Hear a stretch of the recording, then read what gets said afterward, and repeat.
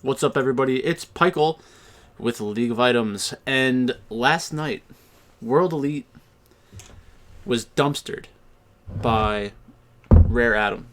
And going into this match, we knew that World Elite was not going to have Shanks. Supposedly, Shanks is he had some kind of like personal life crisis or something that he's going to miss the next two matches for them. Uh,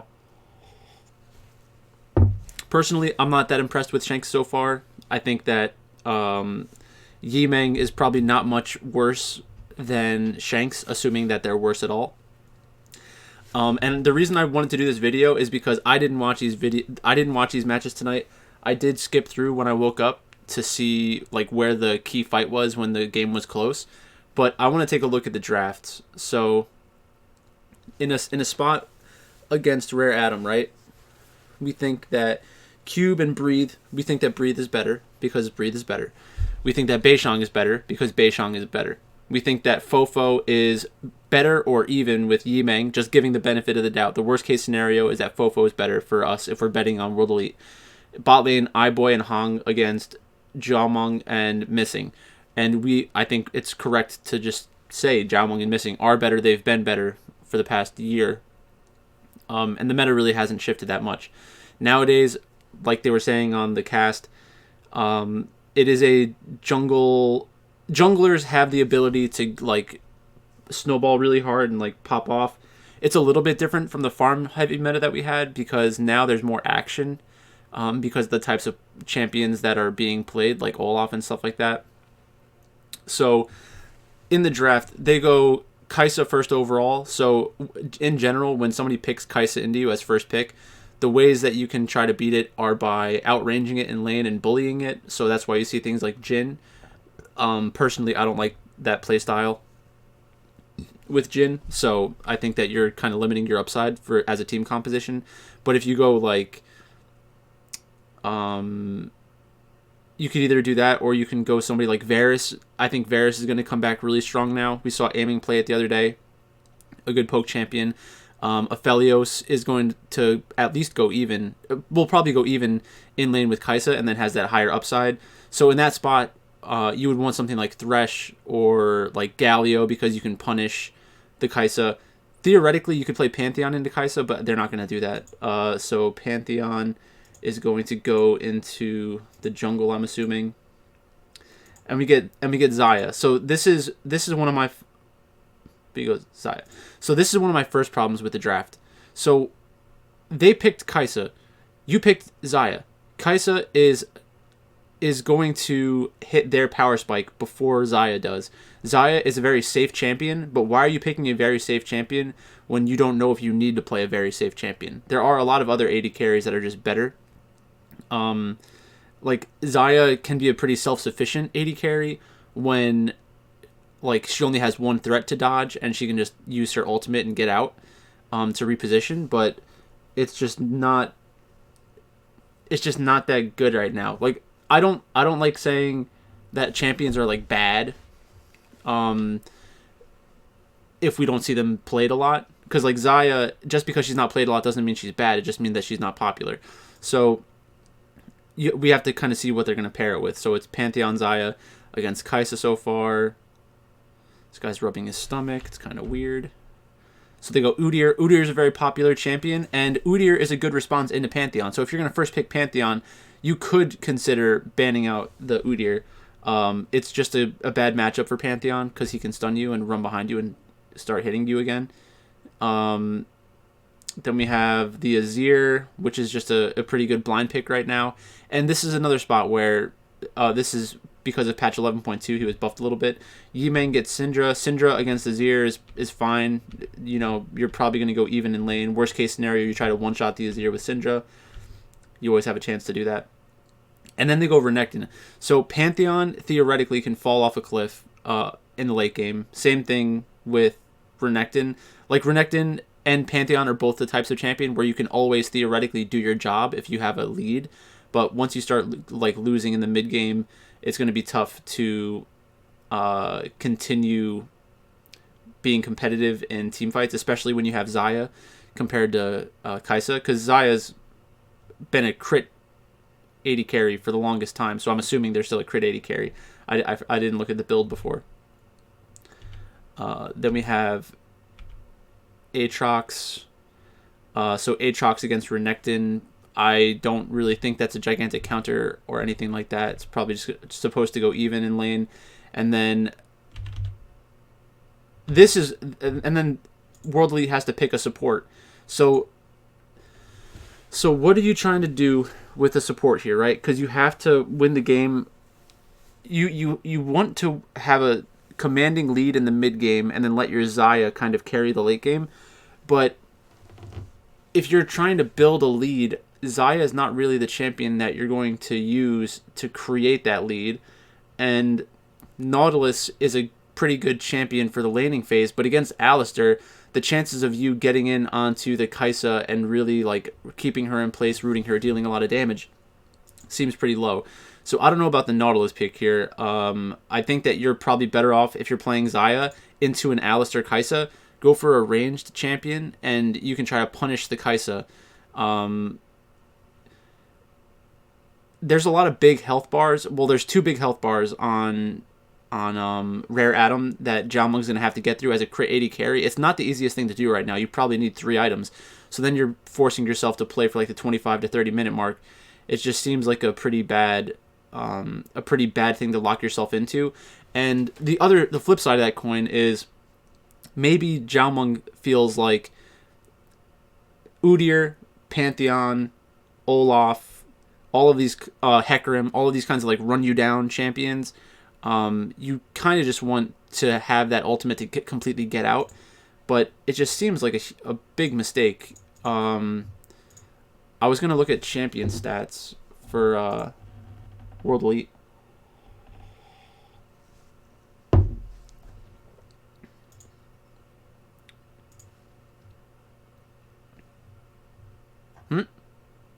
That's not it. Let's try that again. I guess we can go to match history. Alright, so they first picked Kai'Sa away. Xayah, Aphelios, Jhin, Tristana. I've been playing with a lot of Tristanas recently. They're pretty good. Samira, they banned out Samira themselves. So it's like they didn't want to do the Samira for Kai'Sa trade where Rare Atom would get Samira and then they'd have to take away Kai'Sa plus like plus a support that Samira wants to play with. They do play Vayne theoretically. Just a weird pick ban phase. And then look at all these tanks that we're getting.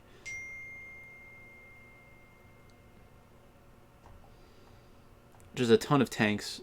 Alistar, Leona, Set, Galio. Galio is not really that tanky. Set, Thresh.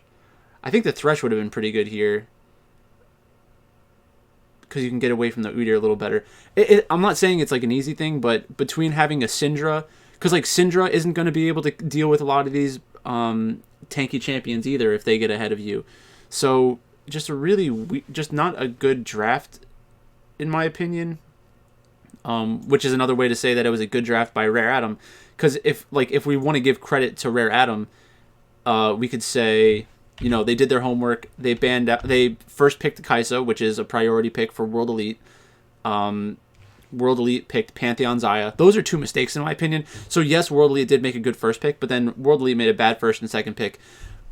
With Rare Atom's second pick, they take Udyr into the Pantheon matchup. That's a good matchup, so that's 2 good picks. Azir, very safe mid laner, can wave clear, allows Udyr to kind of run all around the map. Completely fine with that. Then World Elite picks Syndra. So Syndra into Udyr is not great. Syndra into Azir is kind of is fine. Syndra against Kai'Sa, there's no real like gigantic game breaking thing that happens in that matchup. Maybe it's helpful to be able to scatter the Kai'Sa and then try to ult her when she dives into your backline. But most of the time when Kai'Sa feels comfortable enough to go into your backline, it's because she's winning and should be able to outplay you, which is not really an outplay, but it's a flashy play. And then Syndra against Aatrox. Aatrox is going to heal up a lot of that health, and Syndra against Alistar, you're not really going to do much damage to him unless you're really far ahead. And then the Renekton, blind picking Renekton, I don't have a gigantic problem with. But now you've gotten to this point, your only real sustained damage is Xayah, and Xayah takes like 3 items to get into that really good damage point. And then last picking the support just didn't. They didn't go for a support that I thought was worth last picking. Let's go to. So the game's still relatively closer here, but look at, so like you have Kraken Slayer, Xayah. She's 2 full items down. 2,000 gold down. How are you 2,000 gold down and 2 items down?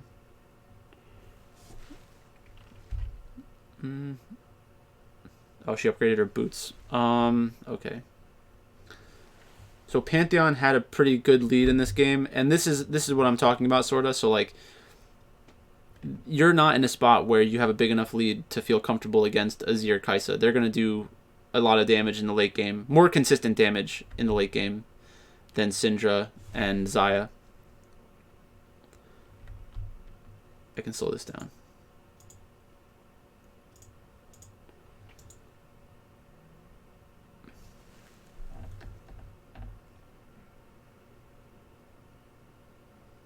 So yeah, this is so stupid. So I don't know what Xiaomeng is doing here. Xiaomeng was probably in mid lane clearing out that wave. They get a false start on the engage basically because no one really goes in. Nautilus uses ultimate. Honestly,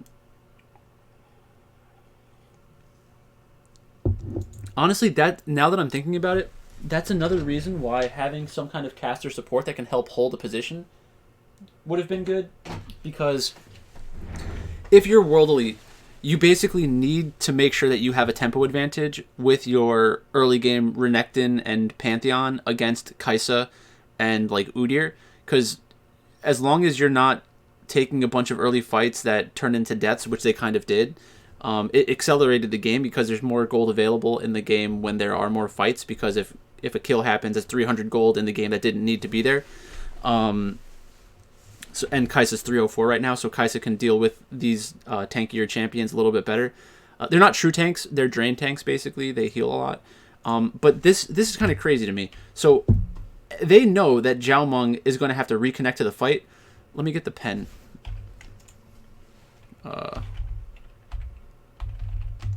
What's the name of the pen?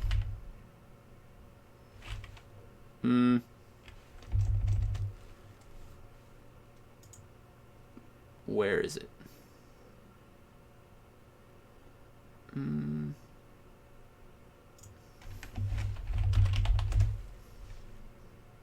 Epic Pen.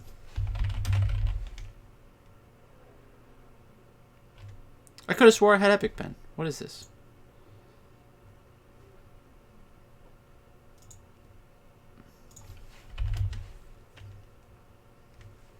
Well, that stinks. Alright, I'll have to figure that out for the next video. But basically, Xiaomeng is coming down from mid lane, so World Elite's team needs to either close off this point right here. You basically have to draw an invisible line. World Elite needs to control this area so that Xiaomeng can kind of sneak into the back, and then they can have a front-to-back team fight right here. But that's not what happens. So right now, Kai'Sa doesn't have flash. Udyr doesn't have flash because he flashed away from Nautilus. Xayah still has flash. So, yeah, like Xiaomeng just easily gets engaged on by the Alistar. Like, that's wild to me. Like, I just don't get it. Like, nothing was really happening down here. Even if you have to walk all the way up here through blue buff, it's probably better because you're essentially letting the fight start with you getting rid of your best escape mechanic, which is your ultimate. So Kai'Sa dives into the backline onto Xiaomeng. Xiaomeng has the ult and come down and try to force their way back into the back part of this team fight, which is what you already assumed would happen. Now you have World Elite entirely clumped up against an Azir. All of Azir's Sand Soldiers are doing more damage. Azir is going to be able to swoop in and probably use an ultimate. I don't even remember this team fight. So, like, those are just the options that they have. Alistar can get a multi-man knockup later on in the fight. Or Aatrox can use their knockup and stuff like that. which are all AoE abilities. So you're essentially just playing into the hand of Rare Atom right now. So yeah, Azir goes in, flashes in, and kicks two people back into the team with the ultimate, which is kind of separating everyone. Zhao Meng's not even a gigantic damage threat right now. Like, look at the amount of damage that Zhao Meng did in this fight. There are just champions that have more front-loaded damage. Like, it's just tough to force an extended team fight if you're Xayah in a game where it's even, or if you're behind. So this is really where the game kind of gets out of control, because now Aatrox and Azir have even more gold on their team. All right, and then we're basically just going to do it again. We're going to do it again. This time, Xayah doesn't have flash, doesn't have heal, doesn't have her ultimate, and they're running down to contest this dragon. And some people will say you didn't need to fight this dragon. You kind of did, because World Elite needs to get the 4 of the first 5 dragons, basically, to have the game on a timer that makes sense for them. Beishang gets hit by the Aatrox, like, fly trap, basically, and gets pulled back in. Zhao Meng gets knocked up and dies again. Like, it's just crazy. So many other ways to kind of go about this draft. Like, if you know there's a chance that you're gonna first pick or blind pick Renekton, why not take Renekton earlier? If you know that you're gonna pick something like Nautilus, why not take the Nautilus earlier? If you know you're gonna pick something like Syndra, why not take the Syndra earlier? Because Xayah is more of like it's less flexible. You're kind of opting into a specific type of game once you lock into Xayah, in my opinion. So just seems bad to me. And after that first game, I probably would have stayed far away from Xayah. Let's see what World Elite does. Now World Elite has blue side. We'll speed it up. So they're banning Samira again, instead of just first picking Samira. And they take Olaf. Olaf is a good champion. There are a lot of ways to respond to Olaf, though, that teams aren't doing right now. Trundle's gonna make a comeback on 11.2. Trundle's really strong right now. I've been playing a lot of Trundle. I'm a Trundle god, for lack of a better term. So Pantheon. I prefer the Olaf side of this matchup. Orianna getting locked in. Orianna's just a good champion, a playmaking champion. If you can catch people with your ultimate, which will happen in this game. Yimeng goes back onto the Syndra, and I don't think Yimeng played bad. And I don't think that World Elite played as bad as their draft was bad. They didn't play well, obviously, and Missing had a couple of head-scratching moments where you just don't understand what they're trying to accomplish. But the draft kind of forces you to play a certain way because you know your winning chances once the draft is finished. And obviously there are other ways that a game can play out. Like if you get a gigantic lead in the early game, then yeah, the game's going to look up a lot more easy and there's more options available to you. See, this is something like what World Elite could have done in their last draft. So Rare Atom goes out, takes their 4 other champions first, giving iBoy the opportunity to see what the enemy composition is going to be, and then giving iBoy the choice of what AD carry is going to fit the best.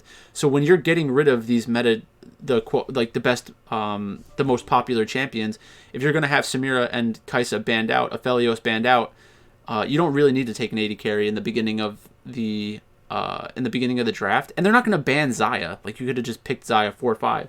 Like you didn't play that well on Xayah last game. I wouldn't be surprised at all if they just gave it to him, or if they wanted it to happen. So now we have a team.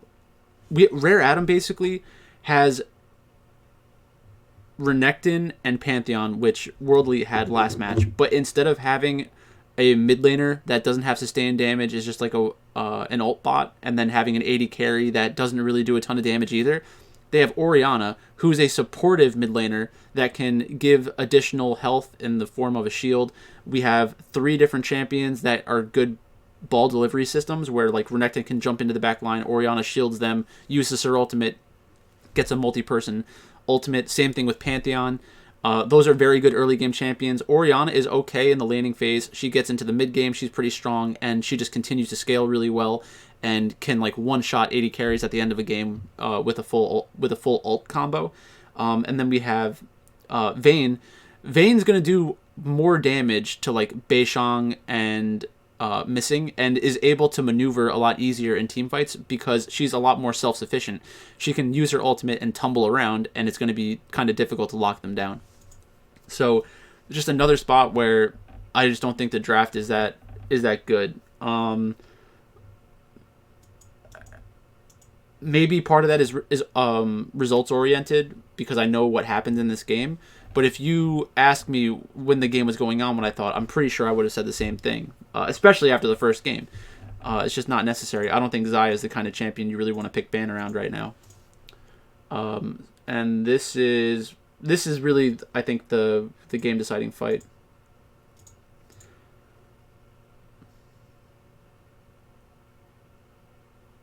Olaf is better with Syndra and Xayah than the Pantheon, though, because Olaf can do a lot more damage during a team fight, more sustained damage. So right now, Gragas is looking... Oh yeah, Set's already dead because Set died over here before, so that was pretty bad. Gragas is looking for a way to hit the carries into the team, but even if you knocked both of Orianna and Vayne into the team, like, what are you going to do? Like, good job. You got them over there. Now what? And the now what is they're probably going to die. Here, let me get rid of this.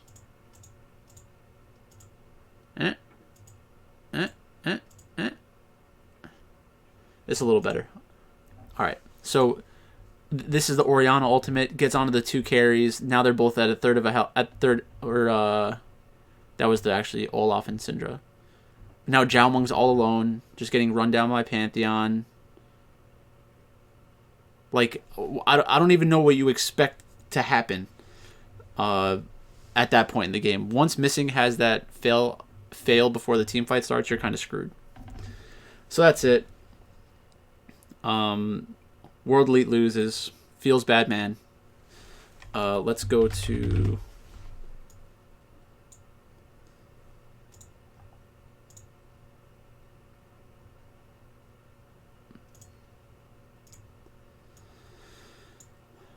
Let's go to tonight.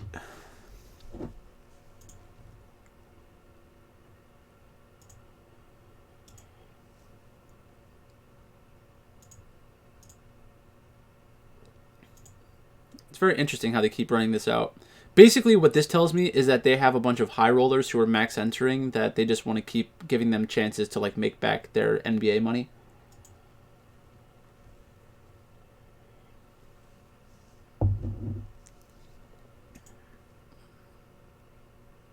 Let me check my phone.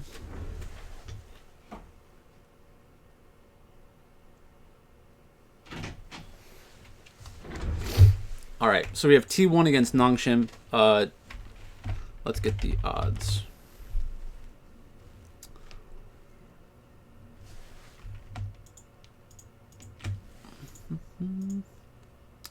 T1 against Nongshim. So T1's minus 238 favorite against Nongshim. Nongshim coming off of a win. Then we have Genji against DRX. DRX has been pretty touch and go this split. They upset me when they lost their previous match. So we can do those both lane by lane. It's interesting, like, because the question marks that T1 has in the jungle, like, Peanut could actually exploit that, but Peanut could actually just int it as well. E-Star against Thunder Talk and JDG against Rogue Warriors. Without talking to anybody else in the industry about who they think is going to be a good play, I would assume people want to play T1, people want to play Genji, people, and so okay, let's just do one by one then. T1 against Nongshim, right? Kana is better than Rich, but people do like Rich. Peanut is better than Cuz and Elim, in my opinion, right now. I don't know what the future holds for them, but that's what it is right now. Closer and Faker are both better than Bay. Teddy and Gumayusi are both better than Diakdam. And Keria is much better than Kellen. So Nongshim, when they lose, they give up a lot of kills. So I think we'll have a lot of people on T1. The problem with T1 is that there are a lot of sub-risks outside of Keria, so people don't feel good about playing them. They're the first match. You should be okay getting them into your lineups because we will know the starting lineup. Obviously, if they lose the first game, they could always sub out. Or if they lose the second game, they could always sub out. But you can't play that way. You kind of just have to pick your team and roll with it. E-Star against ThunderTalk. ZS against Chilizy. I still think that ZS has good upside. Chilizy and ThunderTalk won their most recent match. Maybe people have good feelings about that. Hacker against Xiaopeng. They're pretty similar probably, but Hacker's a little bit better and more proven. Then we have Irma against Twyla or Captain. Captain is going to be good in the future, but I guess they're not there yet. But they're still a talented player. If I was the coach of ThunderTalk, I'd be playing Captain over Twyla. Irma, can't really feel good about it. But maybe that's a spot where you can exploit it because everyone's going to be afraid of E-Star when they shouldn't be. And then Rat and Xiaoxi against Samd and Teen. Rat and Xiaoxi as a duo is probably better than Samd and Teen. They beat V5 the other day. That's fine. 85 is pretty good. Good match against Weiwei. And then Twyla against Mole. Okay. So yeah, I think that people will want to play ThunderTalk because they won recently. They might be afraid of E-Star because they haven't really proven it very consistently to us. Probably a night where I'm on E-Star and everybody else is on ThunderTalk. Genji against DRX. Rascal against Kingen. Rascal's better. Flawless or Clid against Piosik. I don't know what's going on with Genji's jungle situation. I think that Clid is better than Flawless and Piosik. But Piosik is better than Flawless. BDD is better than Sulka. Ruler's better than Bao. Life's better than Becca. So this is a spot where I'd feel really good about Genji in 4 out of the 5 positions because we should know who's playing. So you'll have to see how they combine with one another. And then JDG against Rogue Warriors. Everybody's going to play JDG, which is fine. It makes sense. Like, obviously, JDG is much better. So, like, T1's an easy play because Nongshim gives up a lot of kills in their losses. I think ThunderTalk is where everyone else is going to be. I'd rather be on E-Star. Genji and DRX, everybody's going to be on Genji. And then JDG against Rogue Warriors, everybody's going to be on JDG. So you really do have a lot of big favorites today. It's going to be tough. It's going to be really tough to play Rogue Warriors. It's going to be really tough to play DRX. It's going to be really tough to play Nongshim. ThunderTalk's going to be the most popular underdog. Doesn't really help. You can probably get some good combinations of favorites. That's really where I expect myself to go tonight to try to get as many game not played bonuses into my lineup. But we'll just have to wait and see how other people talk about this in Discord. So, thanks for watching, and I'll talk to you later.